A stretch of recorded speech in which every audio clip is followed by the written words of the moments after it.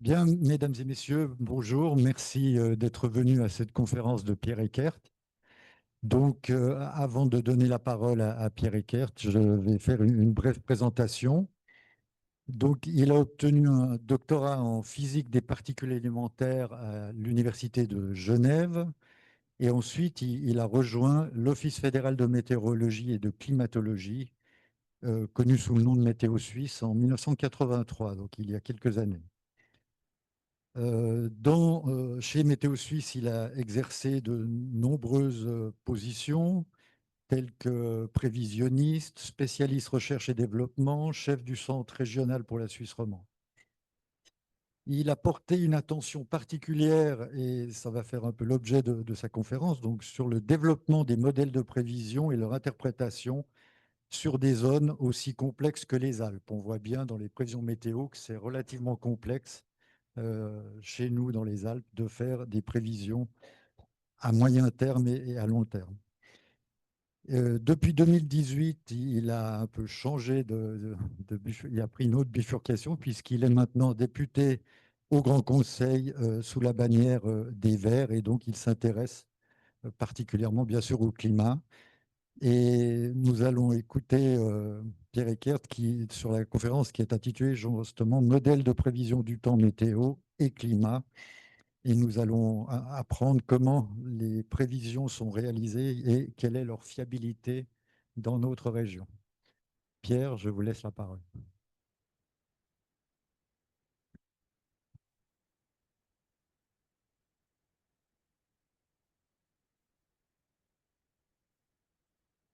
C'est bon là? Ok. Je fixe ça ici. Ça a l'air de tenir bien. Alors, bonjour, ça me fait plaisir d'être ici, d'être avec vous. Voilà, je vois qu'on est dans un milieu universitaire. Je vais vous parler un peu de modèles de prévision du temps. Je ne vais pas écrire trop de formules, peut-être une, parce qu'on peut se permettre dans un milieu universitaire. Mais je vais comment dire, on va plus montrer des images sur la prévision. Ben voilà, je quitte actuellement, je suis descendu là, on a été manger avec mes ex-collègues de Météo Suisse, des collègues qui ont travaillé dans les années 60, 70, qui m'ont raconté un peu comment ça se passait à l'époque. Et il est vrai qu'actuellement, on a quand même beaucoup développé ces systèmes de prévision du temps. Avant, on se basait sur passablement d'informations qui étaient échangées par Telex ou d'autres moyens, et maintenant, on est plus sur l'ordinateur. Moi, je vais vous parler un peu plus des prévisions qui sont faites par l'ordinateur, mais je vais quand même essayer de revenir un peu dans le temps pour vous expliquer comment fonctionnent les prévisions du temps. Donc, ce que je vais faire, c'est d'abord vous parler d'observation météorologique, parce que c'est important, si on veut faire des prévisions du temps, d'abord d'observer le temps qui fait ailleurs. Vous savez, alors bon, depuis très longtemps, on observe un peu les nuages, et puis on regarde un peu comment se développent les divers nuages, et on peut se donner un certain nombre de signes sur l'évolution du temps.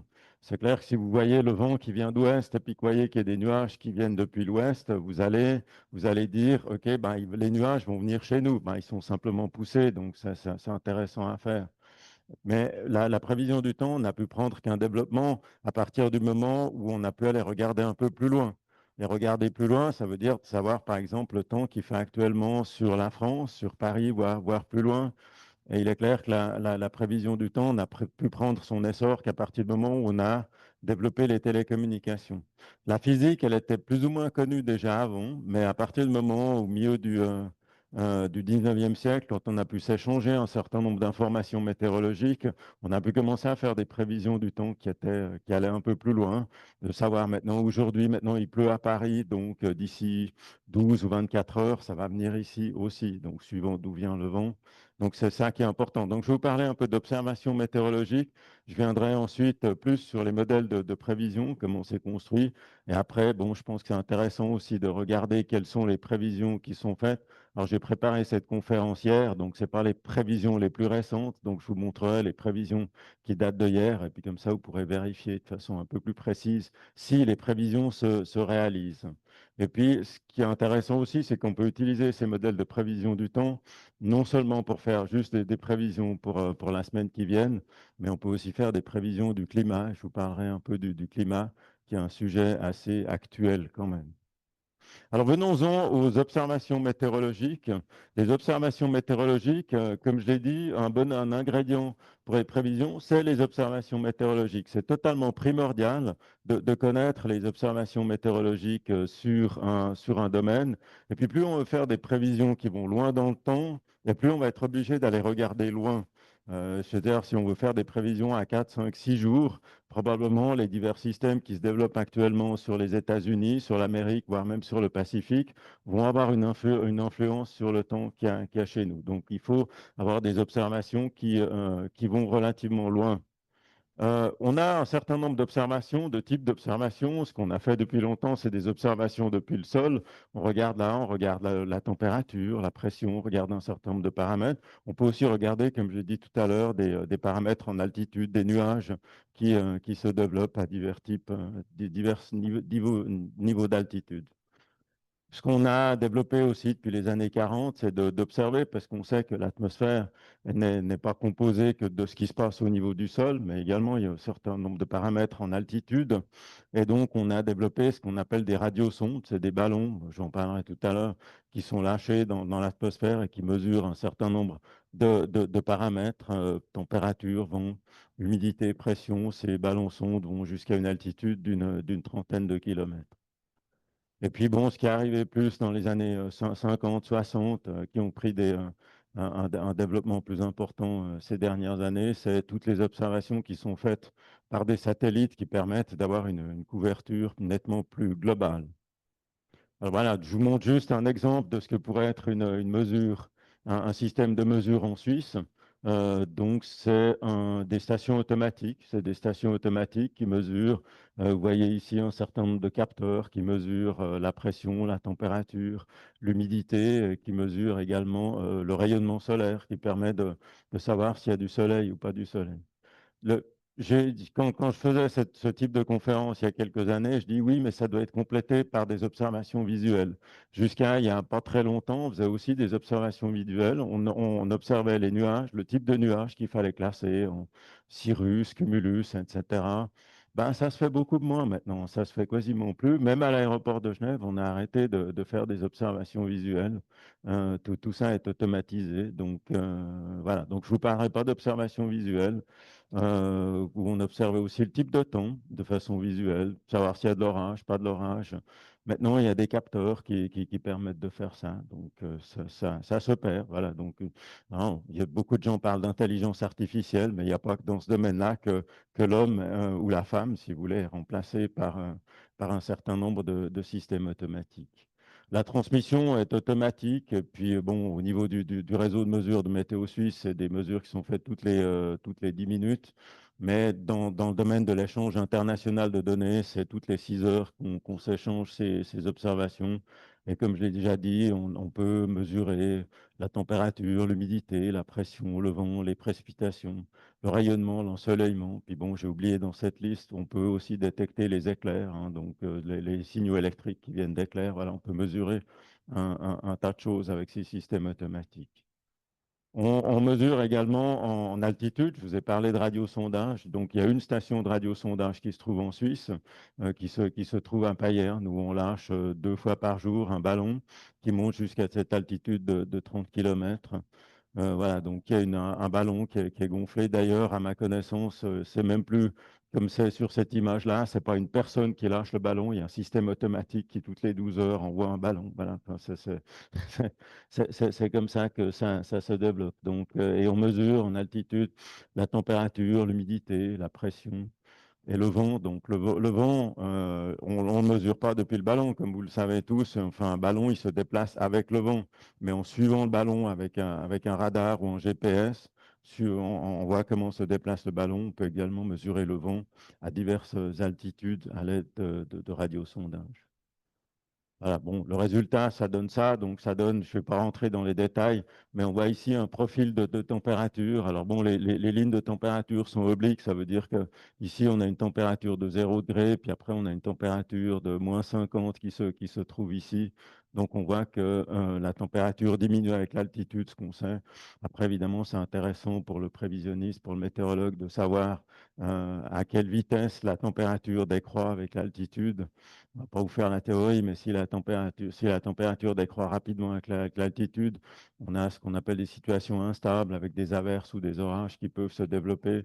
Donc c'est toujours intéressant pour le météorologue de voir les profils de température avec l'altitude. Mais bien entendu, pour un modèle numérique de prévision du temps, c'est intéressant de savoir quels sont les vents, températures à diverses altitudes, de façon à pouvoir définir un état initial du modèle, mais je vais y revenir. On a aussi passablement de satellites hein, qui tournent autour de la planète. On a des satellites géostationnaires, donc c'est des satellites qui se trouvent à une altitude telle qu'ils restent toujours au même endroit, au-dessus de la planète. Par exemple, le satellite européen Météosat se trouve à une longitude de 0 degré, une latitude de 0 degré sur l'équateur et observe en fait en permanence le même endroit de la Terre, ce qui permet également de regarder comment les nuages se déplacent, etc. Mais bon, je vais y revenir après. Donc, les paramètres qui sont mesurés ici ne sont pas directement de la température. Enfin, c'est ce que je vous montrerai après. Après, il y a aussi d'autres satellites qui tournent en orbite polaire. C'est des satellites qui sont plus bas en altitude. Pour être un géostationnaire, l'altitude est de 36 000 km. Les satellites polaires tournent plus bas. Ils font à peu près le tour de la Terre en 1 heure. Et ils sont plus bas, donc ils permettent de mesurer de façon un peu plus précise, mais évidemment, ils n'ont pas une vue globale de la planète, donc ils mesurent que de façon un peu partielle. Donc les images satellites, vous les connaissez, hein, ça peut ressembler à ça. Je vous en montre une, je vous ai pas, parce que c'est un peu difficile de faire des animations, mais voilà, donc vous voyez ça à peu près tous les soirs à la télévision, vous voyez des animations d'images satellites, et là je vous en montrais une qui date de la semaine dernière, où on voit qu'il fait plutôt beau hein, sur le centre de l'Europe, mais on voit ces nuages qui se développent ici de façon alignée, c'est ce qu'on appelle un front polaire qui est aligné ici. Et puis si vous aviez l'animation ici, ben, vous verriez que ce front, il se déplace ici en direction de l'Europe. Donc de façon assez intuitive, vous allez voir que ce système nuageux va arriver au bout d'un temps X. Je dirais que là, s'il est au milieu de l'Atlantique, je dirais 2, 3 jours. Au bout de 2, 3 jours, ça va arriver chez nous, pour autant que, ben, qu'il ne se déforme pas, qu'il n'y ait pas quelque chose qui va changer la forme de ce système frontal. Voilà. Ce que je dirais encore, c'est que ici, ce que vous voyez, c'est une image infrarouge. Donc, je ne sais pas, vous connaissez probablement des capteurs infrarouges, hein, ça se fait beaucoup maintenant pour mesurer votre température corporelle que vous mettez dans l'oreille ou même si vous avez un système de détection de température sur votre voiture. Donc, c'est un système, c'est un capteur infrarouge, donc, où le rayonnement infrarouge est transformé d'une façon ou d'une autre en température. Voilà, à partir du rayonnement infrarouge qu'on a mesuré, on peut connaître la température. Donc, ici, c'est la même chose. Donc, quand vous avez des températures. Ici, ce que vous voyez, en fait, c'est la température hein, qui est. Oups là, il faut que je revienne en arrière. Ce qu'on voit ici, c'est en fait quand c'est très noir, ici, ça veut dire que les températures sont élevées. Quand c'est blanc, ça veut dire que les températures sont basses. Hein. Ce n'est pas une image visible. Simplement, ce qu'on voit ici, c'est la température du sommet du nuage qu'on voit ici. Donc, c'est en fait les températures qu'on mesure à travers ce genre de système. Donc, voilà, c'est aussi juste pour dire qu'il n'y a pas aussi de transformation directe qu'on mesure ici. C'est pas comme on mesure au niveau du sol.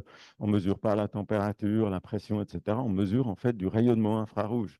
Et c'est ça ensuite qu'il faudra incorporer dans le modèle. Mais enfin, vous voyez qu'ici, on a quand même une vue assez globale de ce qui se passe sur l'Atlantique qui va nous permettre en fait de définir le temps qu'il va faire dans quelques jours sur le, ce qu'on voit peut-être aussi ici, c'est ce système-là qui se trouve sur le nord de l'Espagne, qui sont là, voyez, c'est très blanc. Hein, donc très blanc, ça veut dire que les nuages sont très élevés, 12 000 mètres d'altitude. Et ici, c'est probablement des nuages qui sont des orages. Quand vous voyez des cellules comme ça, c'est des cellules orageuses assez intenses qu'on peut distinguer ici. Voilà, donc à partir de ça, on a développé à partir des années 1920 des systèmes de prévision du temps. C'est de la prévision synoptique. Enfin, moi, quand j'ai commencé en 1983, on faisait ça, on analysait des cartes. Donc, on faisait des cartes de pression, comme vous voyez ici, avec un anticyclone, des dépressions. On voit des fronts ici qui se déplacent. Et en fait, c'est comme ça qu'on faisait les prévisions. Donc, c'est des systèmes, les systèmes de pression engendrent des vents. Je ne vais pas rentrer dans la théorie, vous savez, enfin, on nous dit toujours que les vents tournent dans un certain sens autour des hautes pressions et des basses pressions. Donc, en fait, les systèmes de pression vont définir les vents. Puis, une fois qu'on connaît le vent, on peut savoir comment se déplacent les divers systèmes météorologiques qu'on peut trouver. Donc, c'est comme ça qu'on faisait. Mais évidemment, les vents, comme je dis, transportent l'humidité, la température, etc. Mais évidemment, ce qui va se passer, c'est que des systèmes de pression, par exemple, cette haute pression-là, ben, elle va pouvoir s'atténuer ou se renforcer, etc. Donc, il faut tenir compte de ça aussi. Ce n'est pas forcément très facile à faire. C'est une méthode assez efficace, comme j'ai dit, qui a été utilisée depuis les années 1920 jusqu'autour des années 2000. Mais à partir des années 2000, on a commencé à supplanter passablement ces systèmes de prévision par des modèles sur ordinateur. Et puis aussi, le problème, c'est comme j'ai dit, je veux dire, on a aussi des difficultés avec ce genre de prévision à définir vraiment ce qui se passe à des échelles petites. Ben, on a parlé de la prévision sur les Alpes. C'est pas forcément facile de faire des prévisions très détaillées sur les Alpes de cette façon-là. Puis plus on va loin, et puis plus on va loin dans le temps, et plus ce genre de méthode va être difficile parce que, comme j'ai dit tout à l'heure, les systèmes de pression, ben, une dépression, elle peut se creuser, se remplir, etc. Évidemment, ce n'est pas très facile à partir de ça. Mais enfin bon, il y a pas mal de théories qui ont été développées jusque dans les années 1980, 1990, mais comme j'ai dit, maintenant, c'est plutôt les ordinateurs qui prennent le dessus. Donc, je vais y venir sur les modèles sur ordinateur, les modèles de prévision. Donc, ce qu'on fait pour définir un modèle de prévision, donc les ordinateurs n'aiment pas trop qu'il y ait du désordre. Donc, on va essayer de définir, pour placer les divers paramètres météorologiques, définir une grille horizontale sur la planète. Alors, bon, c'est la grille ici que vous visualisez, ce n'est pas la grille réelle. En fait, on a une grille qui est sur la planète. Là, en Suisse, on n'a pas de modèle global. La première chose qu'il faut faire, c'est de se définir globalement sur l'entier de la planète, d'essayer de définir le type du temps. Donc, on va essayer de modéliser l'entier de l'atmosphère sur l'entier de la planète. Et puis, voilà, on n'a pas de modèle global en Suisse. Les Français ont un modèle global, les Anglais ont un modèle global. En Suisse, on n'a pas, en fait, nous participons à un centre européen de prévision à moyen terme qui s'appelle en anglais ICMWF, le European Center for Medium Range Forecast, auquel nous participons. On cotise à ce centre. Et puis, c'est, je dirais, le meilleur système de prévision qui existe au monde, meilleur que les Américains, meilleur que les autres. Donc, c'est un très bon système de prévision. Et sur ce modèle-là, la grille actuellement est de 9 km. Donc, on a un point sur la planète tous les 9 km qui est défini. Et on a aussi un certain nombre de niveaux verticaux. Pour chacun de ces points, tous ces 9 km, on a un certain nombre de niveaux verticaux, un peu plus que 100 niveaux verticaux. Donc, vous voyez que ça fait quand même beaucoup de points à définir pour définir l'état de l'atmosphère. Hein, donc, bon, les niveaux verticaux suivent le relief. On essaye d'éviter de faire des vents qui passent à travers la montagne. Et puis, on définit sur chacun de ces points les paramètres météorologiques dont je vous ai parlé tout à l'heure, la température, le vent, donc deux directions du vent, vent en direction nord-sud et vent est-ouest. Donc, deux directions du vent, on va placer l'humidité, donc la quantité de vapeur d'eau qui est à un endroit donné. On va pouvoir mettre l'eau liquide parce que ce n'est pas la même chose que si l'eau se trouve sous forme liquide ou sous forme de vapeur. Bah, l'eau liquide, c'est des nuages, hein. Quand vous avez de l'eau qui est sous forme liquide, c'est des nuages. Bien entendu, la transparence de l'atmosphère va être différente si l'eau est liquide plutôt que sous forme de vapeur d'eau. On va mettre la quantité de glace aussi. Voilà. Enfin, un certain nombre de paramètres météorologiques qui vont être définis sur l'ensemble des points dont je vous ai parlé tout à l'heure. Puis après, ben, il faut intégrer ça dans un modèle de prévision du temps. Alors, les modèles météorologiques ont été les premiers utilisateurs assez fort utilisateur de puissance de calcul. Déjà dans les années 50, 60, on a commencé à développer parce qu'en fait, les équations, elles ont été développées dans les années 30, mais évidemment, on n'avait pas la capacité de faire des calculs. Je crois qu'ils avaient même essayé de mettre un certain nombre de personnes dans une salle qui calculaient chacun à la main. Mais voilà, ça prenait un temps assez fantastique. Et puis, je crois que dans les années 40, on a commencé à utiliser les premiers ordinateurs pour résoudre de façon simple ces équations. Et puis, ben, pour faire une prévision de 24 heures, ça prenait 48 heures de temps de calcul. Donc, autant vous dire que ce n'était pas très utile. Voilà. Donc, maintenant, on a toujours, je veux dire, les centres de prévision du temps ont toujours utilisé les plus gros ordinateurs, les ordinateurs les plus puissants qui existent au monde. Donc actuellement, sur ce centre européen de prévision à moyen terme, on a un supercomputer qui s'appelle Atos, qui a 1 million de processeurs. Donc un processeur, c'est ce que vous avez sur votre ordinateur ou dans votre téléphone. Donc il y a plus d'1 million de ces processeurs. Et puis, on a une performance qui est marquée ici de 30 pétaflops. Alors, bon, voilà, ça veut dire qu'on a 30 millions de milliards de calculs qui sont faits chaque seconde, qui peuvent être faits chaque seconde et qui permettent en fait de calculer ces prévisions du temps. Alors, évidemment, je veux dire, plus la puissance de calcul est importante et plus on va pouvoir réduire la grille. Là, pour l'instant, à 9 km, quand on aura une puissance de calcul plus importante, on pourra peut-être avoir des résolutions de 1, 2, 3 km qui permettront de saisir de façon un peu plus précise les divers paramètres météorologiques. Puis, comme je vous l'ai dit tout à l'heure, on va intégrer en fait dans ce modèle de prévision du temps on va intégrer toutes les observations qui sont à disposition. Alors, je vous le mets ici, nous, sous forme graphique, mais c'est à peu près la même chose que je vous ai dit tout à l'heure. Donc voilà, des satellites géostationnaires, des satellites polaires. Il y a divers types de sondes. Il y a des avions, je vais y venir tout à l'heure, qui mesurent aussi. Aussi un certain nombre d'observations qui sont prises à partir de bateaux. Voilà, enfin, tout ce qu'on peut imaginer comme système d'observation va être en fait intégré dans ce modèle de prévision du temps.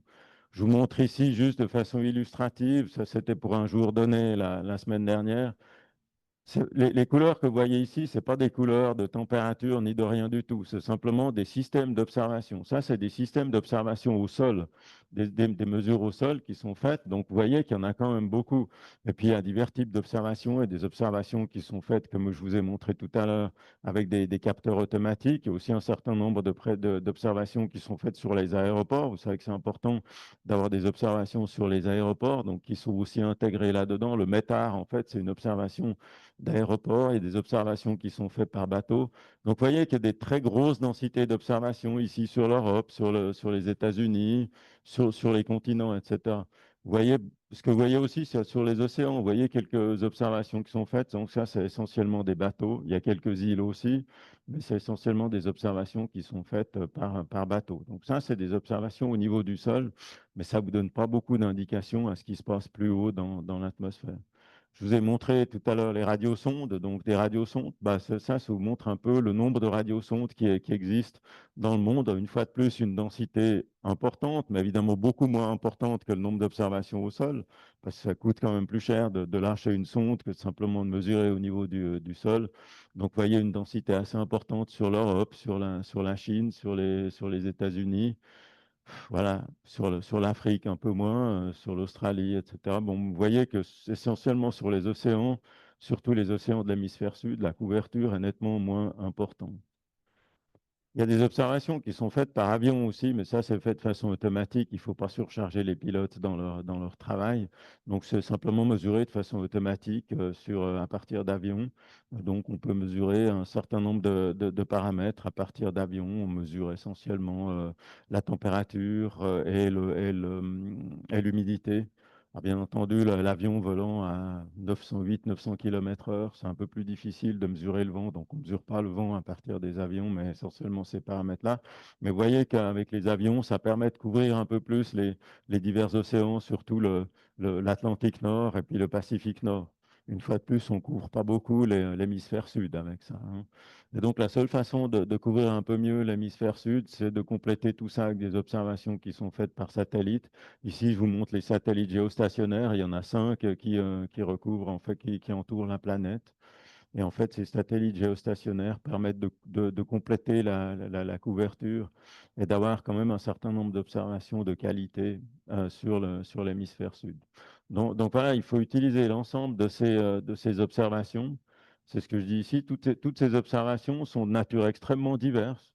Hein, que je vous ai dit, les satellites ne mesurent pas directement la température. Voilà, il y a des observations qui sont faites du sol. Donc toutes ces observations qui sont extrêmement hétéroclites doivent être assimilées dans un modèle numérique de prévision du temps. Dans le cas du Centre européen de prévision, c'est toutes les 12 heures qu'on fait qu'on recalcule un état initial. Et en fait, on doit intégrer l'ensemble des observations disponibles. Et c'est déjà un processus qui utilise beaucoup de temps de calcul, rien que d'intégrer, de connaître un état initial de l'atmosphère. Sur l'ensemble des points que je vous ai dit, tous les 9 km et tous les niveaux verticaux, on doit recalculer toutes les 12 heures l'ensemble des paramètres météorologiques. Hein, donc, c'est essentiellement ce qu'on fait. Puis, une fois qu'on connaît un état initial, qu'on connaît l'état initial, ben, on va calculer l'évolution ultérieure à travers un certain nombre d'équations, des équations de la physique, hein, c'est de la dynamique, de la thermodynamique qu'on connaît, qui permettent de faire ça. Donc, voilà, comme j'ai dit, dynamique, thermodynamique, on va intégrer, on va écrire des équations et résoudre ces équations avec ces ordinateurs.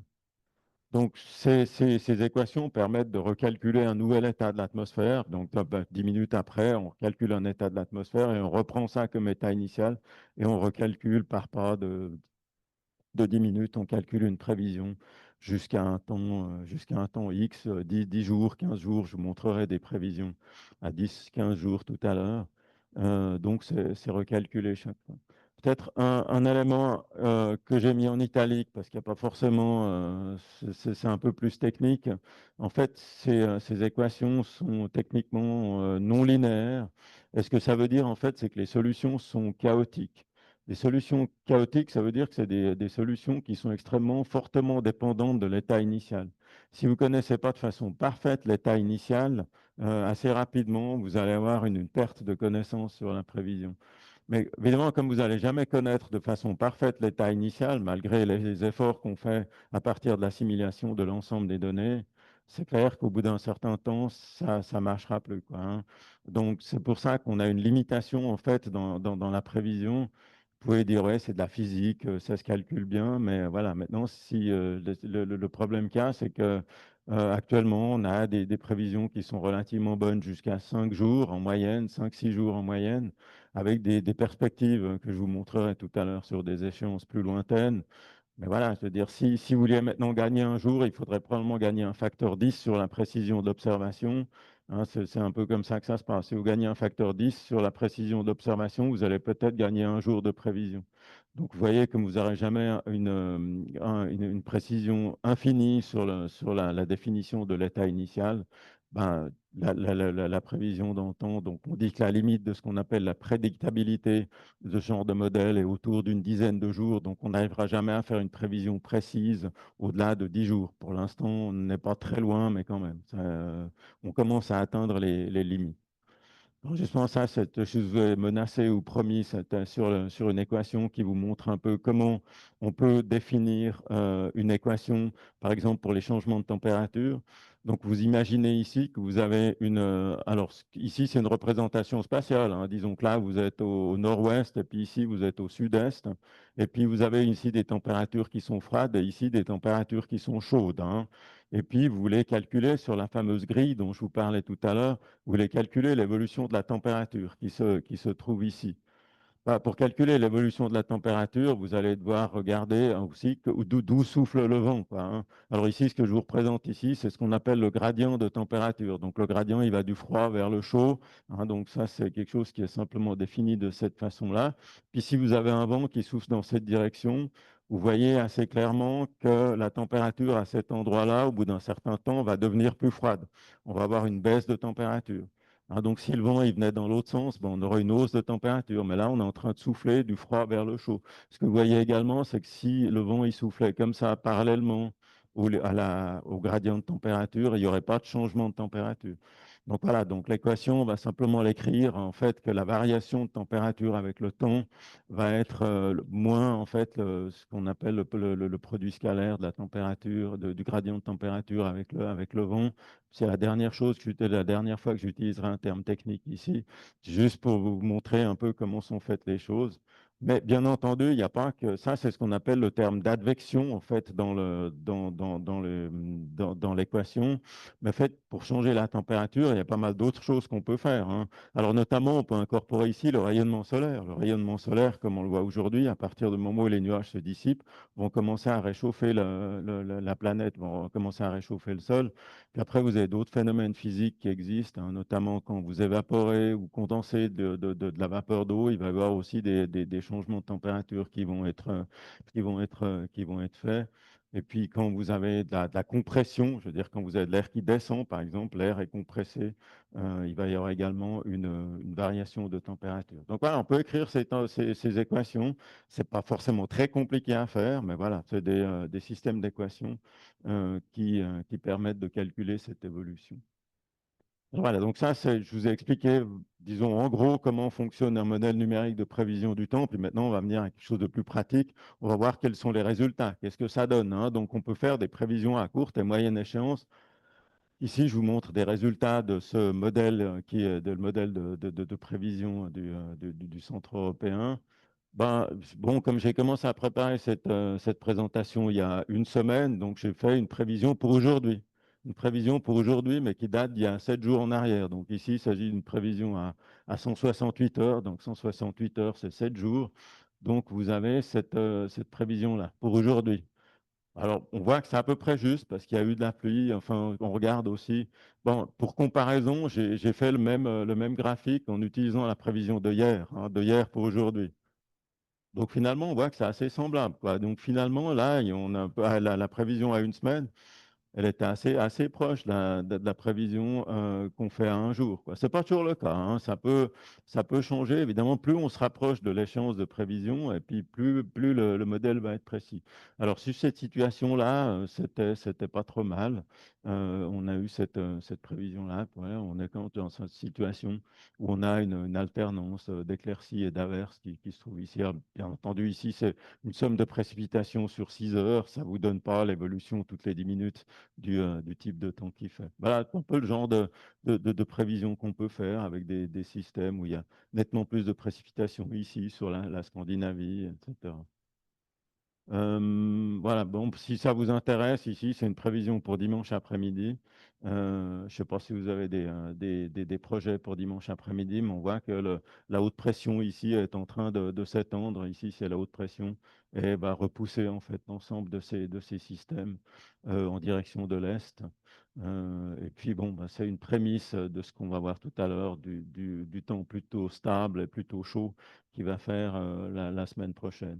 On peut de la même façon faire des prévisions de température. Ici, vous voyez une prévision de température de hier pour aujourd'hui, non, pour dimanche après-midi aussi, de température sur l'entier de l'Europe, hein. Donc, on voit qu'on va commencer à monter encore pas trop. Enfin, il faut regarder les températures ici. On est autour d'une 24 degrés sur la Suisse romande. Ce qu'on voit aussi, c'est qu'il y a l'air d'avoir des températures assez extrêmes ici sur les Balkans, sur la Roumanie, sur la Bulgarie. Voilà, on peut faire ces prévisions. Et puis bon, ce qu'on voit probablement, c'est qu'il y a une dépression qui est ici avec des vents qui tournent comme ça, qui probablement soufflent en direction des Balkans, l'air qui vient de l'Afrique du Nord, qui vient du Sahara. Et c'est ça qui produit ces températures extrêmement élevées. Donc on peut faire des prévisions de tout ce qu'on veut comme paramètres. Ben, précipitation, température, c'est habituellement ce qui nous intéresse, mais on peut également faire des prévisions d'orage, d'autres types de paramètres. Peut-être ce qui peut aussi être intéressant, c'est que de plus en plus, on fait ce qu'on appelle des prévisions probabilistes. Ça veut dire qu'on calcule, on n'utilise pas un état initial, et je ne veux pas rentrer dans les détails de ça, mais on va perturber un peu l'état initial, de regarder si la prévision qu'on est en train de faire est une prévision qui est fiable ou pas fiable. Et comme je vous l'ai dit, si on perturbe un peu l'état initial, ben, je veux dire, l'incertitude va augmenter avec le temps. C'est le fait, le caractère chaotique de la prévision du temps dont je vous parlais tout à l'heure. Donc ça, c'est une prévision probabiliste pour les 15 prochains jours ici sur Genève. Ici, vous voyez faites l'incertitude que vous avez sur la prévision de nuages, de précipitations, de vent, de vitesse du vent et de température qui se trouve ici. Alors, vous voyez de façon assez claire, par exemple, sur la prévision de température, qu'au début, on a assez peu d'incertitudes sur la prévision de température. Et puis après, au fur et à mesure qu'on augmente dans le temps, on commence à avoir des grosses incertitudes sur la prévision de température.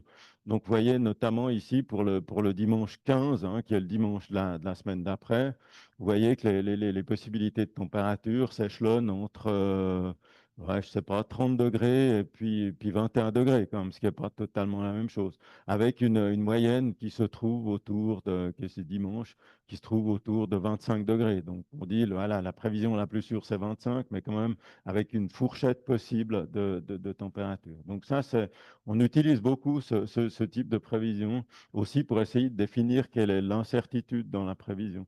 Vous avez peut-être vu sur la RTS que dans les prévisions, on met souvent un indice de fiabilité, la fiabilité de la prévision, et la fiabilité de la prévision est faite avec ce genre de système-là.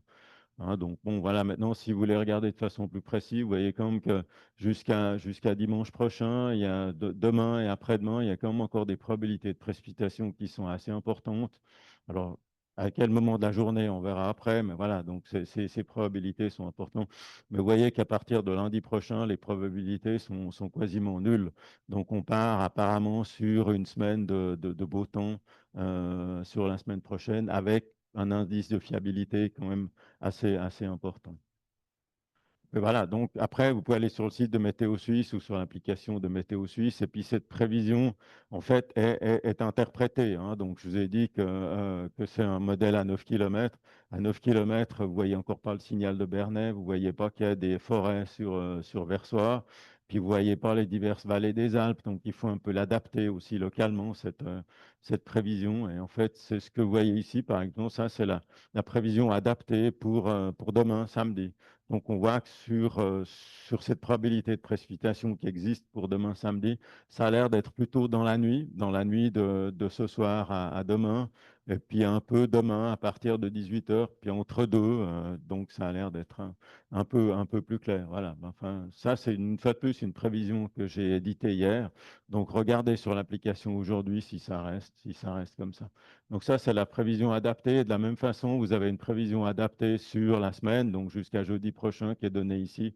Vous voyez cette période de beau temps à partir de lundi, avec des températures en augmentation qui vont jusqu'à 29 degrés d'après cette prévision qui se trouve ici.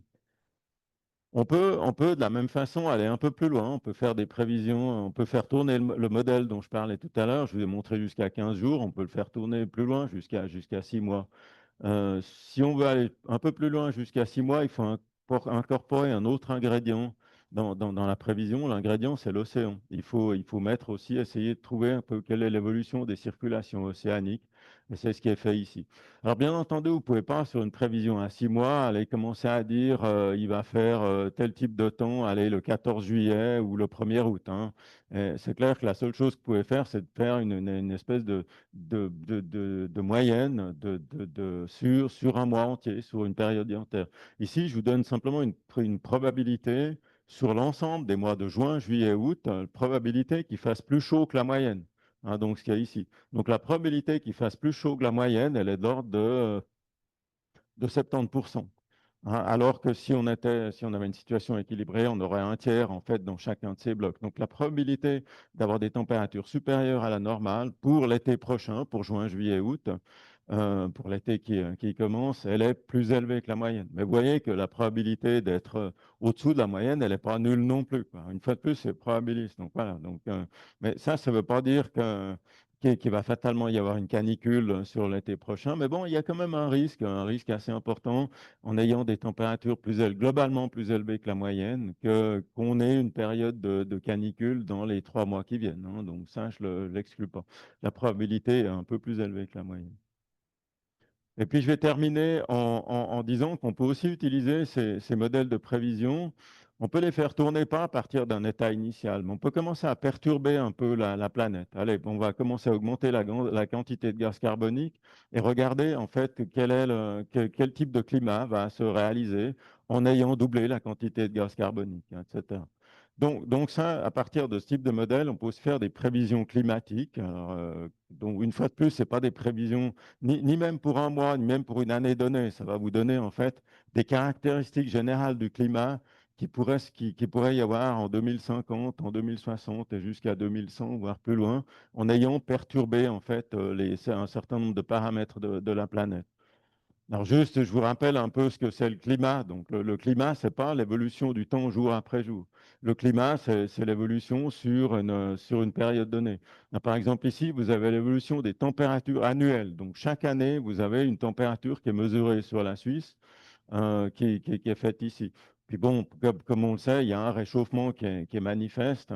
C'est ce que vous voyez ici, hein. Donc on voit en fait que les 3 années les plus chaudes qui ont été observées sur l'ensemble de cette série qui remonte à 1864, ben, les 3 années les plus chaudes, c'était les 3 dernières, hein, globalement sur la Suisse.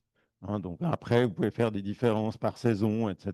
Mais globalement sur la Suisse, vous avez cette évolution-là avec une augmentation de l'ordre entre 2 et 3 degrés depuis le début du XXe siècle, depuis 1900. Il y a à peu près globalement 3 degrés de plus sur la température moyenne de la Suisse sur l'année, hein. Donc ça, c'est quelque chose qui est observé. Après, je ne vais pas venir sur la théorie de quoi ça vient, mais enfin, la plupart des scientifiques pensent que c'est fortement dû à l'influence de l'homme sur la quantité de gaz à effet de serre qui sont placés dans l'atmosphère, et notamment le gaz carbonique. Voilà, enfin, je disais, ça, c'est ce que vous pouvez trouver sur le site de Météo Suisse. Quelles sont les principales modifications qui ont été observées sur ces dernières années et notamment, donc voilà, les augmentations de température produisent aussi un certain nombre d'autres phénomènes, donc avec des périodes de sécheresse plus longues, avec aussi des fortes pluies. C'est pas parce qu'il y a plus de périodes de sécheresse qu'il peut pas. Le problème qu'on a avec la modification climatique, c'est qu'il pleut à peu près la même chose qu'avant, mais il pleut moins souvent. Il pleut moins souvent, mais quand il pleut plus fort, hein. Donc ça, c'est un peu ce qui est observé ici. Il y a plus de précipitations hivernales, il y a moins de jours de neige, ça on l'a déjà observé. La période végétative, ça veut dire la période pendant laquelle les diverses plantes se développent est nettement plus longue. Donc, ça veut dire que les bourgeons se développent plus tôt dans le printemps et les feuilles tombent plus tard dans l'automne. Donc, la période végétative s'allonge. Comme on le sait, le volume de glaciers sont fortement diminués. On dit ici moins 65% depuis 1850. La limite du 0 degré, ça on sait qu'elle augmente aussi assez régulièrement. Il y a moins de jours de gel, et puis voilà, les vagues de chaleur, etc. Donc ça, c'est en fait ce qui est observé depuis ces 100 dernières années sur les modifications du climat. Ce qui peut être intéressant, c'est de voir comment ça va se développer. Donc comment dans les années suivantes, dans les années qui viennent, ce climat va se développer. Alors on peut, comme j'ai dit tout à l'heure, utiliser les modèles de prévision dont j'ai parlé tout à l'heure pour essayer de faire une estimation. Alors, on peut faire divers types d'estimations. Je ne vais pas rentrer dans les détails, mais suivant en fait la quantité de gaz carbonique qui se trouve dans l'atmosphère, hein. Actuellement, on est à peu près à 400 parties par million. On était parti au début, avant l'ère industrielle, à 270. Maintenant, on est à 400. Ici, vous avez des scénarios plutôt optimistes à 600 et puis des scénarios plus pessimistes où si on ne fait rien pour essayer de maîtriser les gaz à effet de serre, on arrive à ces valeurs-là. Puisque vous voyez, ensuite, vous pouvez calculer en fait l'évolution de la température, toujours avec les mêmes modèles. Et puis, ce que vous voyez, c'est qu'il faut qu'on se tienne, hein, d'après les accords de Paris, à ces fameux 2 degrés, si possible 1,2. Donc, on voit qu'on y va tout droit, en fait, quel que soit le scénario de quantité de gaz à effet de serre. Mais c'est clair que s'il y a moins de gaz à effet de serre, on y arrivera peut-être un peu plus lentement, puis on arrivera moins haut dans les extrêmes qui se trouvent ici. La chose sur laquelle j'aimerais vous rendre attentif, c'est ça. C'est ce qui se trouve ici. Ça veut dire que jusqu'à 2050, ici, vous n'avez pas des très grosses différences entre les divers scénarios, entre les quantités de gaz à effet de serre qui se trouvent là-dedans. C'est après que ça vient. C'est après que ça vient. C'est pour ça que c'est extrêmement difficile maintenant de prendre. Je ne veux pas prendre ma casquette de politicien ici, mais c'est pour ça que c'est difficile pour un politicien moyen qui a une période, si vous voulez, de législature de l'ordre de 5 ans, de prendre des mesures qui auront des conséquences importantes dans la deuxième moitié du siècle. Et c'est ça qui est la difficulté qu'il faut commencer à expliquer. Il faut prendre des mesures maintenant pour nos enfants et nos petits-enfants, quoi, hein. C'est un peu ça qui est difficile à expliquer, hein. Donc, j'aime bien ce graphique parce qu'il montre extrêmement bien pourquoi c'est difficile de faire passer un certain nombre de mesures sur les réductions de gaz à effet de serre. Et je vais terminer parce qu'on peut aussi faire ce que je montrais avant, c'était des projections globales sur l'ensemble de la planète. Ici, ce que je vous montre, c'est une projection sur le plateau suisse de l'évolution de la température. Alors, comme vous voyez, les modèles, ils vont donner un certain nombre de fluctuations, mais on voit que globalement, sur la période hivernale, puis une fois de plus, on a deux scénarios en quantité de gaz à effet de serre, avec des quantités plutôt basses ici, des quantités plutôt élevées qui se trouvent là. Et on voit que si on ne fait pas trop attention avec un scénario violet qui se trouve ici, on peut encore, par rapport à la situation d'aujourd'hui, gagner 3-4 degrés, d'avoir 3-4 degrés de plus sur le plateau suisse, qui évidemment peut conduire à un certain nombre de conséquences assez importantes. Et puis ce qu'on voit aussi, c'est la même chose pour l'été, hein, peut-être encore avec des évolutions un peu plus rapides et des différences plus importantes entre les divers scénarios. Bon, ça permet ce genre de scénario permet non seulement de dire, OK, faites attention, réduisez les gaz à effet de serre, les quantités de gaz à effet de serre, mais en connaissant le scénario, ça permet aussi d'essayer de s'adapter, hein. On parle aussi beaucoup d'adaptation au changement climatique, parce qu'on sait qu'il est devant nous. Donc voilà, qu'est-ce qu'il faut faire? Comment on fait? Ben, il faut faire plus d'ombre dans la ville, par exemple, plus de points d'eau, etc. Donc comment est-ce qu'on s'adapte à ce changement climatique? Et on peut faire le même type de graphique pour les précipitations. Et ce qu'on voit essentiellement, c'est que les précipitations ont une certaine tendance avec le scénario de changement climatique à augmenter durant l'hiver et à diminuer pendant l'été. Donc diminution de quantité de précipitations pendant l'été, augmentation pendant l'hiver. Bah, comme on sait, ben, les périodes de végétation, de culture sont plutôt en été, moins d'eau en été, c'est difficile, donc diminution des quantités de culture qu'on peut mettre à disposition. Donc voilà les conséquences. Donc voilà, donc l'évolution, on peut faire à travers ces divers scénarios, des étés plus secs, moins de précipitations, plus d'évaporation, donc il faut plus d'arrosage, des sols plus secs. Des fortes précipitations, des précipitations extrêmes, plus intenses et plus fréquentes. On en a vu récemment, hein, je ne sais plus, il y a eu l'année dernière à Sierre, et ben, je sais pas, on a vu l'Espagne il n'y a pas très longtemps. Voilà, divers endroits où Alors, je suis d'accord, il y a toujours eu des fortes précipitations, mais là, en fait, la fréquence a quand même l'air d'augmenter, et puis les quantités augmentent aussi assez fortement. En augmentant la température de l'atmosphère, on va pouvoir mettre plus d'humidité dans l'atmosphère. En mettant plus d'humidité dans l'atmosphère, on va faire des précipitations plus intenses et plus fortes. Des températures maximales qui vont pouvoir monter avec des records. Je ne sais plus quel est le record à Genève. Actuellement, il est autour de 38. Ça pourra monter un peu plus haut. Des vagues de chaleur plus intenses. Et puis une hausse à la limite du 0 degré, comme on l'a déjà vu un certain nombre de fois. Euh, donc ça, c'est les conséquences qui sont prévues par ces scénarios de changement climatique. Et je vais conclure avec deux, trois messages principaux. Donc tout d'abord, les modèles de prévision reproduisent de mieux en mieux les divers phénomènes atmosphériques, hein. Ça a même supplanté en fait ce qu'on pouvait faire de façon manuelle et humaine. Il y a quand même un certain nombre de phénomènes qui restent assez mal définis dans ces modèles, notamment tout ce qui est turbulence, les petites turbulences.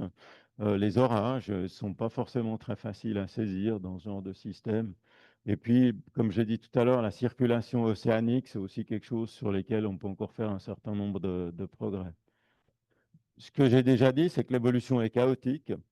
Donc, s'il y a une incertitude dans l'état initial, cette incertitude va croître de façon exponentielle. C'est ce qu'on appelle l'effet papillon, dont je n'ai pas parlé tout à l'heure, mais je vous ai montré une illustration de l'état papillon à travers l'évolution des températures sur Genève.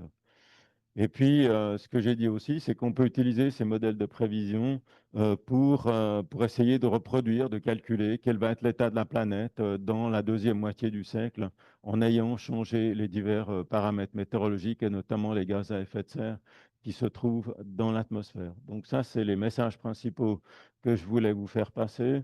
Puis ben, je conclus par ça, parce que voilà, maintenant de savoir si ça, c'est lié au changement climatique ou pas.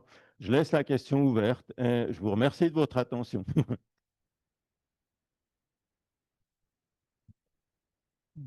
Merci beaucoup pour cette excellente conférence. J'ouvre maintenant le dialogue avec vous et merci de lever la main et nous passons avec les micros. Moi, j'ai juste une question. Le rôle des volcans, parce qu'il y en a quand même pas mal. Et puis, moi, je viens d'une zone volcanique. Et puis, là, ça commence à cracher. Les- Je voulais que je réponde, je peux répondre tout de suite. En fait, c'est pas une conférence que j'ai faite sur le climat. Je peux vous faire une conférence sur le climat aussi. Et il est vrai que là, j'ai parlé plutôt des gaz à effet de serre, mais effectivement, il y a d'autres paramètres qui influent sur l'évolution du climat, parce qu'il y a pas toujours eu des gaz à effet de serre et le climat a quand même bougé un peu. On parle entre le 16e et le 19e siècle du petit âge glaciaire où il y avait des températures un peu plus basses. Il y a deux autres paramètres qui peuvent influer sur le climat global. C'est un, le rayonnement solaire. Le rayonnement solaire, en fonction du nombre de taches solaires, peut évoluer un petit peu. Et puis, il y a effectivement l'activité volcanique. Il y a eu des périodes où il y a des fortes activités volcaniques qui existaient et qui peuvent, pendant une période de 2, 3, 4 ans, produire des températures plus basses. Il y a même des personnes qui disent, je ne sais pas, il y a une assez grosse éruption en Indonésie juste avant la Révolution française, ce qui a conduit effectivement à un temps assez exécrable sur la France, qui a conduit à une grosse insatisfaction des milieux ruraux, qui ont pu conduire à la Révolution française, quoi. La dernière grosse éruption qu'il y a eu, je ne sais plus, c'était le Pinatubo ici dans les années 90, qui a quand même obscurci le siècle le ciel pendant 2 à 3 ans, quoi, hein. Donc effectivement, ça a une influence, quoi, hein. Mais il faut même que ça soit une très grosse éruption. Même l'éruption qu'il y a eu il n'y a pas très longtemps, c'est quoi, une dizaine d'années sur l'Islande, ça a empêché les avions de voler, mais ça n'a pas eu un gros impact climatique. Pour que ça ait un gros impact climatique, il faut vraiment que les sondes aillent à très haute altitude. Mais l'impact est là, je ne le nie pas, quoi. Une autre question? Oui. Vous avez montré la grille d'observation qui sert pour le modèle. Tous les 9 km, un point sur 100 points en hauteur. Comment sont mesurés tous les points en fait? Je n'ai pas bien compris cet Alors, aspect-là. Comment vous attribuez une donnée à chaque point? bon, non, ce que je vais vous montrer, c'est la grille sur laquelle le modèle numérique peut calculer, parce que c'est difficile de résoudre des équations sur des grilles qui sont irrégulières. Donc, c'est une grille théorique qui est établie, sur laquelle il faut qu'on attribue les divers paramètres du modèle. Mais comme je vous ai montré, les divers types d'observations, ils se trouvent un peu n'importe où. Et c'est clair que là, il va y avoir un processus que c'est l'assimilation dans le modèle. Et là, eh bien, il faudra faire des interpolations. Il faut réussir à amener l'ensemble des observations qui peuvent se trouver n'importe où sur ces points qui sont placés de façon régulière. Bon, hein? Non, enfin, on essaye de ne pas faire de... Alors, il y a des vides dans l'observation, mais l'idée, c'est justement qu'on puisse interpoler entre les divers vides. Voilà, mais si je vous ai dit, comment dire, le processus d'assimilation des données sur cette grille régulière, c'est un processus qui est relativement compliqué et puis qui prend à peu près la moitié du temps de calcul global. Donc, il y a une moitié du temps de calcul qui est dévolu à l'assimilation des données et puis l'autre moitié du temps de calcul qui est dévolu à calculer la prévision sur 10 jours, hein. C'est un truc compliqué. Merci. Une autre question? Oui. Oui, bonjour. Moi, je me pose quand même des questions par rapport à ces énormes variations de température que la Terre a subies, parce qu'il y a 10 000 ans ici, on était sous la glace. Et puis, il y a entre 4 et 6 000 ans, je ne me souviens plus, une forte, très très forte chaleur en Mésopotamie, jusque toute l'Europe et peut-être même jusqu'à l'Amérique centrale. Et ça, il n'y avait pas de voiture ni rien. Ben, c'est ce que je vous ai dit tout à l'heure. Alors bon, c'est vrai qu'ici, on parle de l'évolution du climat dans l'interglaciaire, hein, donc qui remonte à une dizaine de milliers d'années. On parle évidemment, parce que les cycles glaciaires, interglaciaires, c'est une autre théorie sur laquelle je ne viendrai pas ici. C'est ce qu'on appelle le cycle de Milankovitch, qui est essentiellement dû à la variation de l'axe de la Terre, hein, à ce qu'on appelle la précession des équinoxes.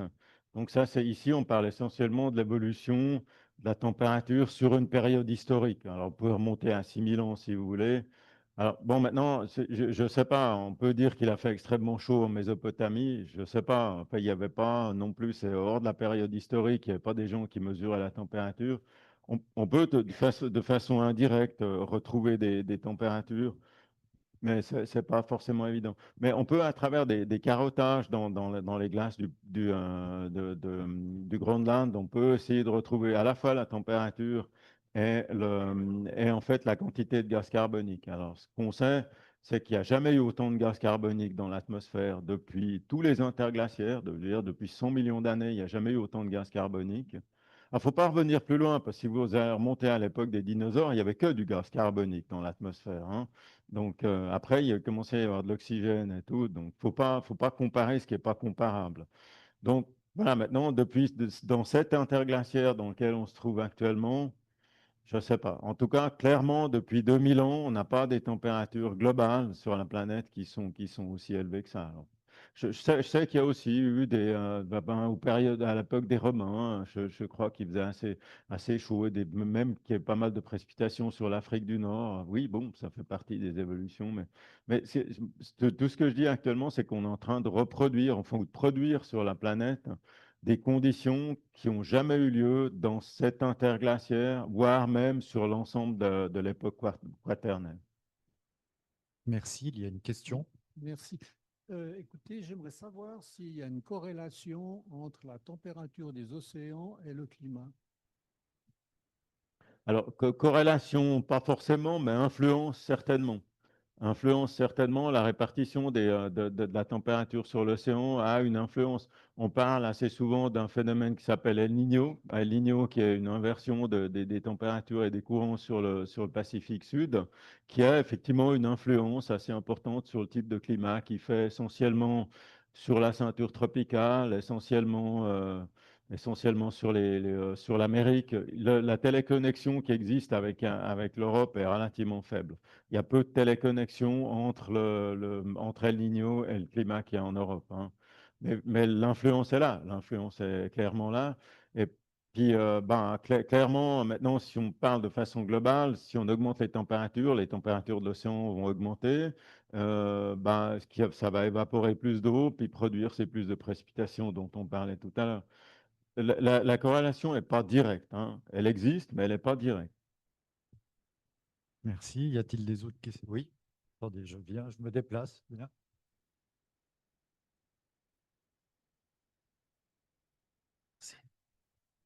Oui, comment est-ce que vous voyez l'évolution non pas du climat, mais de la science, de la technologie au niveau météorologique?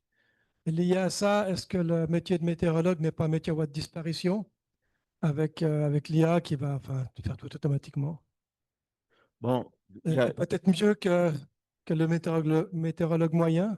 écoutez, c'est une question qu'on s'est déjà posée il y a une bonne vingtaine d'années, quoi, hein. C'est vrai qu'avec les modèles numériques qui arrivent ici, mais le métier de météorologue, il évolue de cette façon-là. C'est vrai que maintenant, il y a pas mal de prévisions que vous pouvez regarder sur les diverses applications que vous avez, qui sont des prévisions automatiques, où le météorologue met pas ses doigts, quoi, hein. À une époque, on pouvait encore manipuler quelques paramètres, je crois que c'est plus tellement le cas. Maintenant, si vous regardez sur le site de Météo Suisse, il y a quand même encore un texte. Un texte que je regarde aussi de temps en temps, parce que de regarder juste un météogramme sur Genève, hein, vous voyez maintenant dans une situation orageuse en été, vous voyez un pic comme ça à 18 heures, puis après les gens ils viennent râler parce que ça, c'est pas produit à 18 heures, parce que c'est produit à 19h15.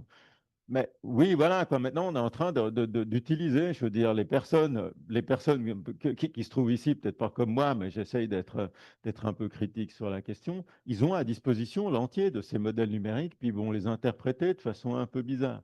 Donc, je pense que le rôle du météorologue, ça va aussi être d'essayer d'expliquer les probabilités dont je parlais tout à l'heure, hein, parce que je veux dire, les barres que je vous ai montrées, c'est pas parce que vous allez pouvoir avoir la tendance à dire j'ai une grosse barre sur les précipitations, donc il va pleuvoir beaucoup. Non, c'est pas vrai.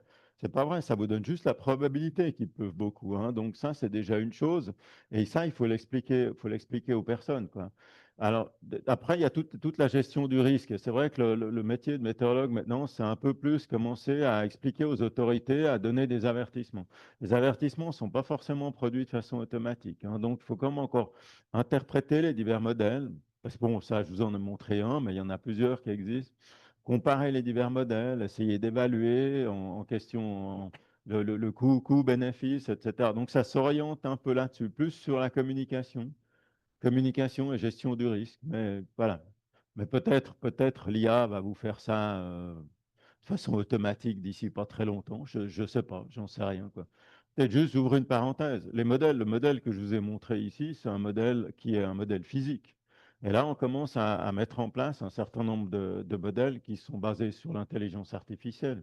Ça veut dire que vous allez lui montrer, je sais pas moi, 50 ans d'observation météorologique, de modèles d'analyse météorologique, et puis il va regarder ce qui se passe aujourd'hui, puis dire, ah oui, ça, j'ai déjà vu il y a 40 ans, c'est comme ça, puis il y a 40 ans, ça a évolué comme ça.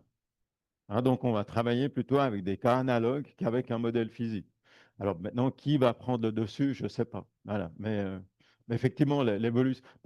Aussi par rapport au métier de météorologue, je veux dire, pendant longtemps, on a eu des observateurs, hein, qui se trouvaient à l'aéroport. Depuis l'année dernière, il n'y en a plus. Donc, voilà. Donc, il y aura peut-être moins de météorologues. Le métier va évoluer, c'est possible. Et puis au niveau technique, c'est la première partie de ma question. Il va y avoir une forte évolution ou bien on va diminuer la grille de 9 km à 900 mètres ou il y aura d'autres technologies qui vont venir, d'autres, je sais pas, d'autres types de mesures? Ouais, bon, ça c'est le truc à discuter. La question, c'est de savoir s'il vaut mieux diminuer la grille du modèle global ou augmenter le nombre de membres de la prévision d'ensemble. Pour l'instant, c'est 50 membres qui donnent la probabilité. On pourrait monter à 100 membres pour cramer la puissance de calcul de l'ordinateur. C'est une façon de faire. Mais comme j'ai dit tout à l'heure, ça ne sert à rien juste de faire évoluer le modèle. Il faut aussi qu'on améliore les observations. Donc, c'est possible, les technologies satellites évoluent aussi. On va pouvoir peut-être mesurer de façon plus précise un certain nombre d'autres canaux de mesure. Je sais qu'il y a déjà aussi des satellites où il y a un radar à bord qui va, par exemple, mesurer la hauteur des vagues, des trucs comme ça. Donc, ces technologies satellites, je pense, vont encore évoluer. Donc, pour améliorer la qualité de la prévision, il va falloir faire un peu des deux, quoi. Améliorer à la fois les systèmes d'observation et améliorer le système de prévision. Merci. Oui, merci pour votre présentation. J'ai une question à vous poser. Vous avez parlé au début de votre conférence de luminosité et d'ensoleillement. Pourriez-vous juste préciser l'influence de cette luminosité, comment est-ce qu'on la mesure? Alors bon, ce qui est mesuré, c'est essentiellement le rayonnement, donc d'une façon ou d'une autre. Donc le rayonnement, c'est ce que vous connaissez, c'est des watts par mètre carré. C'est ce que vous allez utiliser sur un panneau solaire qui se trouve sur votre maison, etc. Donc le rayonnement solaire est de 1400 watts par mètre carré en dehors de l'atmosphère. Et puis plus vous allez descendre, plus il y en aura moins. Puis s'il y a des nuages, il y en aura encore moins. Donc on peut mesurer ce rayonnement, hein, donc le rayonnement watts par mètre carré. Après, on peut mesurer l'ensoleillement, ce n'est pas tout à fait la même chose, c'est de savoir s'il y a du soleil ou pas. Et là, c'est souvent ce qu'on fait, c'est de faire une comparaison entre le rayonnement direct et le rayonnement diffus, qui va vous dire si c'est ensoleillé ou pas ensoleillé. Donc, mais on peut aussi dire, allez, c'est ensoleillé si le rayonnement global est de plus que X. Mais d'habitude, ce qu'on essaie, c'est plutôt de comparer le diffus avec le direct. Donc, ça vous donne un peu voilà, la différence qu'il y a entre rayonnement et ensoleillement. La plupart du temps, je veux dire, quand on fait une prévision, on fait une prévision d'ensoleillement. Je veux dire, les personnes qui sont là, elles ne s'intéressent pas à savoir si le rayonnement il est de 400 watts par mètre carré ou 500 watts par mètre carré. Ils vont vouloir savoir est-ce que c'est ensoleillé ou pas ensoleillé, hein. Donc voilà, c'est un peu la différence entre les deux. Bonjour monsieur, ici, je suis là, à votre gauche. Oui. Certains pays comme l'Arabie Saoudite où il fait très chaud créent des modèles, il me semble, pour faire pleuvoir Est-ce que c'est possible? Ça peut se développer, s'il vous plaît?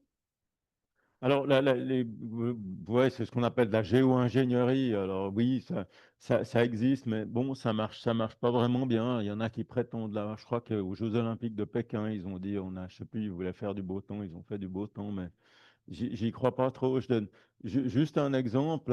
Ce qu'on essaye de faire assez lourdement en Suisse, c'est de faire de la lutte anti-grêle, hein. Quand il y a une situation qui est orageuse d'une façon ou d'une autre, dans le Lavaux, on va tirer des fusées dans les nuages en espérant faire pleuvoir avant que la grêle se développe, hein, si vous voulez, on va faire ça de cette façon-là. Et puis dans les années 70, ils ont fait une expérience sur le NAP où ils tiraient au sort tous les matins dans une situation orageuse si ils allaient envoyer les fusées ou pas. Après, ils ont fait une statistique à ce sujet-là, puis ils ont trouvé que l'effet était compris entre moins 60 et plus 40%. Donc, euh, donc voilà, on ne sait pas, quoi. C'est extrêmement difficile.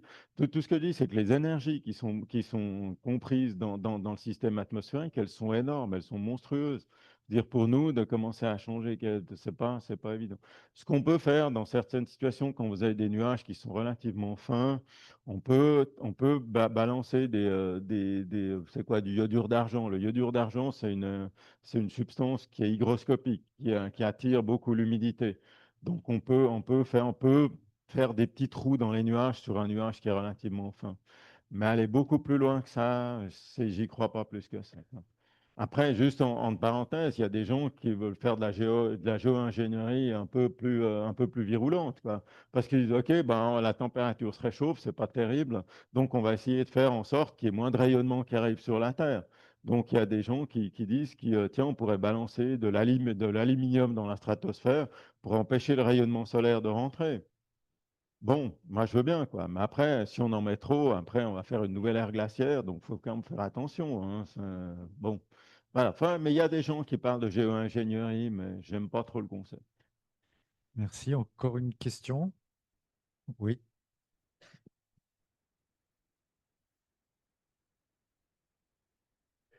Merci de votre présentation.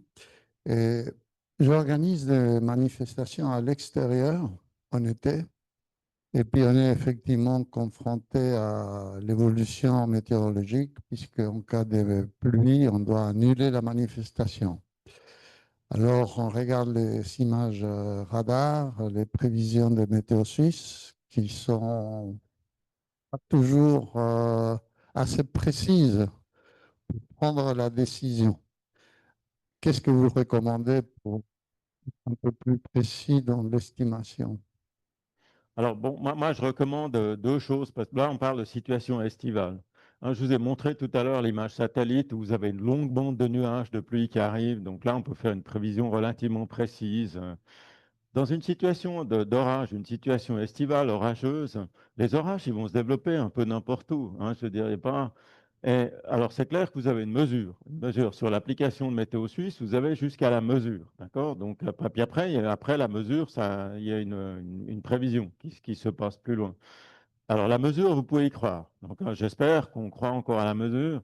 Donc, ça, c'est fait à partir d'un radar qui se trouve à la Dôle. Donc, vous voyez exactement où se trouve la cellule orageuse. Ensuite, il y a une extrapolation que vous pouvez faire. D'accord? Vous faites une extrapolation sur une demi-heure, une heure qui est faite. Ça, on peut encore y croire de façon assez bonne. Mais au-delà, non. Au-delà, la seule chose que vous pouvez faire, c'est que moi, d'habitude, ce que je fais, c'est que je regarde pas le météogramme sur Genève, je regarde la carte de précipitation. Et si sur la carte de précipitation, j'ai partout des petites cellules orageuses, je dis que le risque est important. Si j'en ai peu, je dis le risque est peu important. Mais la seule chose que vous pouvez faire, c'est une prévision de risque. Vous ne pouvez pas faire une prévision précise à 6 heures de savoir où il y a une averse ou un orage. C'est illusoire. Je veux dire, c'est ce que je vous ai dit tout à l'heure. Je veux dire, en mettant à disposition des données de prévision extrêmement précises avec des cellules orageuses à 6, 12, 36 heures à l'avance, c'est extrêmement dangereux dans l'interprétation parce que ce n'est pas vrai. Ça vous donne une indication, mais certainement pas ni de l'heure ni de l'endroit. Donc, moi, je l'interprète en termes de risque. Alors, je l'affirme de façon un peu virulente, mais voilà, il ne faut pas non plus se faire d'illusions, quoi, hein. Après, il y a des choses qu'on peut prévoir de façon un peu meilleure. Par exemple, des phénomènes qui sont vraiment liés à la direction du vent. Par exemple, si vous avez une situation qui vient en plein sud, vous pouvez être relativement sûr qu'il va pleuvoir au Tessin. Oui, bien sûr. Quand vous avez une situation avec du vent du nord-ouest, vous êtes assez sûr qu'il va pleuvoir sur l'Oberland bernois. Mais c'est, disons, quand c'est lié à la direction du vent, c'est relativement sûr. Mais les cellules orageuses, il faut faire extrêmement attention. Et il faut vraiment traiter, c'est ce que je vous ai dit tout à l'heure, il faut beaucoup traiter la météo en termes de risque. C'est ce que je vous disais aussi par rapport à l'évacuation d'un village ou à l'annulation d'une manifestation. Bah, qu'est-ce qu'on peut prendre comme exemple? On peut prendre la fête fédérale de gymnastique Bienne, c'était quoi, il y a une dizaine d'années? On avait donné un préavis, ils ont dit on fait la fête quand même. Ils ont pris aucune mesure, et puis ils ont failli avoir un mort, quoi, hein. Donc mais ça, c'est une question de gestion du risque. Moi, j'ai fait aussi assez longtemps le conseil météo pour le Paléo Festival. Et là, on parle uniquement en termes de risque. Je veux dire, il faut discuter. Il faut discuter avec le client, c'est quoi votre risque? Un soir, il y avait un concert de David Guetta qui avait un immense écran comme ça, qui ne supportait pas des vents au-dessus de 70 km/h. Je dis, je ne peux pas vous garantir, c'était une grosse situation de bise, je ne peux pas vous garantir qu'il n'y aura pas plus que 70 km/h. Je peux pas, même si le risque est de 10%, je veux dire 10% de risque qu'il y a un écran qui s'effondre sur une scène avec des musiciens, on ne prend pas ce risque-là. Là, c'est une question aussi de savoir combien vous coûte le risque que vous prenez, quoi, hein. Et c'est pas mal de choses qu'on a fait, que j'ai pas mal trempé là-dedans, c'est de faire de la gestion coût-bénéfice. Un cost-loss, on peut faire des calculs avec ça. Puis évidemment, plus le coût du dégât est important, puis plus vous allez intervenir avec des probabilités qui sont basses. Si vous essayez un risque de perte humaine, ben, vous allez prendre une décision même avec 5% de risque, hein, avec 5% de chances que ça se produise. Et il faut vraiment travailler de cette façon-là, en termes de gestion du risque. Merci. Est-ce qu'il y a encore une question? Oui. Attendez, j'arrive.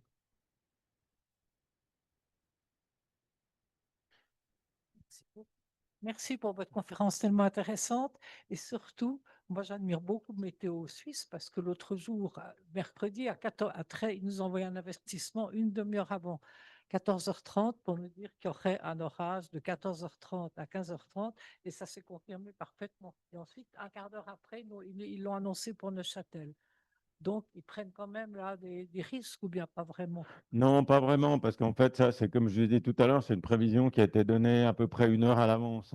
Et ce genre de prévision, on le fait vraiment quand on voit que l'orage est déjà là. Je veux dire qu'il est déjà formé, puis simplement il se déplace dans le courant.